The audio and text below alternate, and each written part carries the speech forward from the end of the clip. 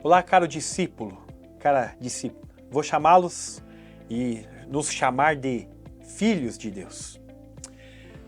Estudo número 8, adoção. Uma ação de Deus, adoção é uma ação de Deus na qual Ele nos torna parte de sua família, como seus filhos, e não mais como criaturas. Bom, depois de sermos declarados justos diante de Deus por causa do sacrifício de Jesus Cristo em nosso lugar, nós deixamos apenas de sermos criaturas e passamos a ser filhos de Deus. Essa filiação acontece por meio da adoção.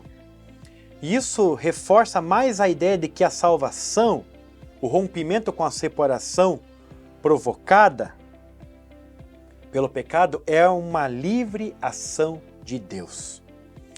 Veja, assim como os pais escolhem adotar um filho, Deus escolhe regenerados para serem partes de sua família, uma escolha que parte do coração de Deus.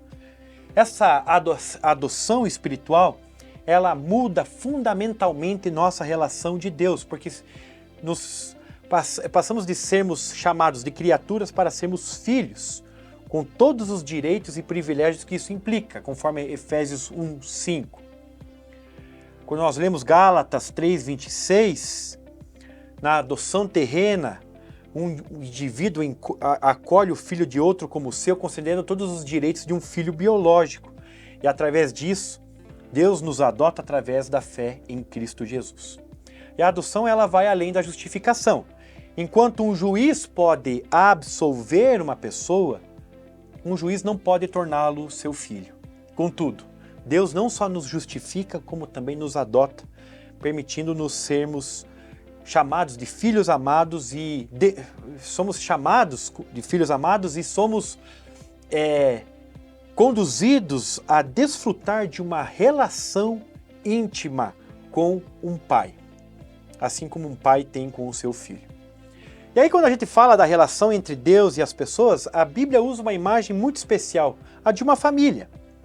Imagine que antes a gente estava bem longe de Deus por causa dos erros e falhas, mas agora, por meio do sacrifício e do amor de Cristo, a gente é convidado a aproximarmos de Deus, como se fôssemos adotados para fazer parte da sua família.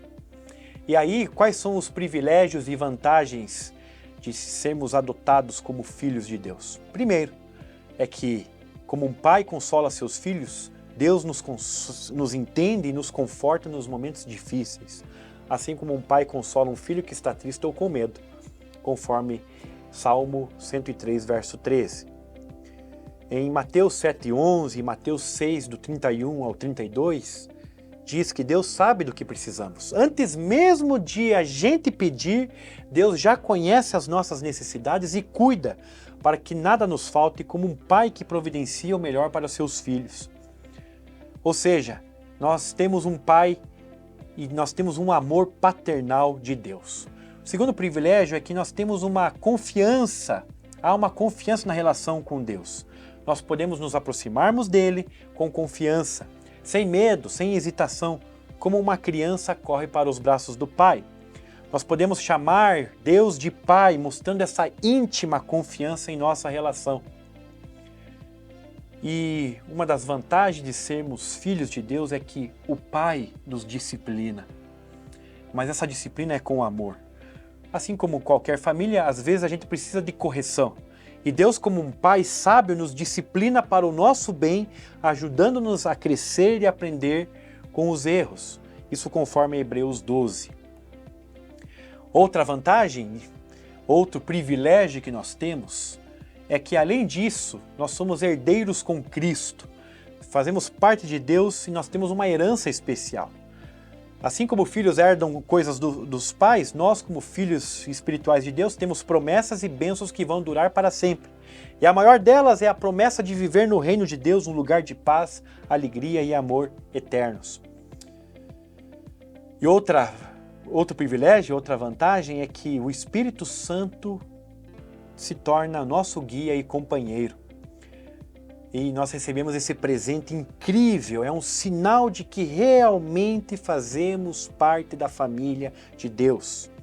O Espírito Santo nos ajuda, nos guia e está sempre conosco, mostrando o caminho para vivermos de um jeito que agrada a Deus. E aí nós somos, né, batizados com o Espírito Santo. E aí a ideia é um equívoco, né? Porque é um engano o que muitas igrejas ensinam sobre o batismo do Espírito Santo, o batismo no Espírito Santo, como se fosse uma segunda etapa, uma segunda bênção. Não. Nós entendemos que quando nós somos regenerados pelo Espírito Santo, nós nascemos de novo do Espírito, ou seja, pela presença do Espírito em nós. Em outras palavras, aquele que nasce de novo já é batizado com o Espírito Santo. Nesse sentido, nós precisamos entender essa ideia de que nós não acreditamos no batismo no Espírito Santo como uma segunda etapa. Talvez a nomenclatura esteja errada, nós experimentamos a plenitude do Espírito. E essa plenitude, ela não é uma questão esquizofrênica, não é algo como se fosse um espetáculo, ou como se fosse alguma coisa que você fica tremendo. Não, não. Essa plenitude do Espírito Santo é nós sermos parecidos com Jesus Cristo. Isso é fantástico, isso é maravilhoso. Entendemos que na nossa comunidade nós entendemos dessa forma. Se estamos sendo transformados pelo Espírito Santo, estamos sendo regenerados pelo Espírito Santo, estamos sendo adotados, né, pelo Espírito Santo para fazermos parte de Deus, a evidência disso é as digitais, é a manifestação de Cristo. Muito bem, vamos relembrar sobre essa promessa que faz parte de nós de sermos filhos de Deus, de já sermos filhos de Deus em Cristo Jesus. Somos tornados filhos de Deus através da adoção, ou seja, isso significa que somos filhos do coração de Deus. Na justificação nós temos paz com Deus. Deus nos absolve das nossas transgressões passadas, presentes e futuras. Mas na adoção temos Deus como Pai. Como filhos de Deus temos como herança o reino de Deus. E quem nos adota e nos capacita a vivermos de acordo com a vontade do Pai é o Espírito Santo. E aí eu termino esse estudo, esse encontro com Romanos 8,15. Mas receberam o Espírito que os adota como filhos, por meio do qual clamamos Abba Pai. E aí fica o grande desafio. Somos filhos de Deus. E o que nós fazemos? Simplesmente desfrutamos desses privilégios que eu acabei de dizer? Ou anunciamos essa graça que pode fazer outras pessoas da sua comunidade, da sua família, da sua escola, do seu trabalho, aonde você estiver, para deixar de serem criaturas escravizadas pelo mal, pelo pecado, e se tornarem filhos de Deus. Essa é a nossa missão. Nos vemos até o nosso estudo número 9, vamos falar sobre santificação. Até lá!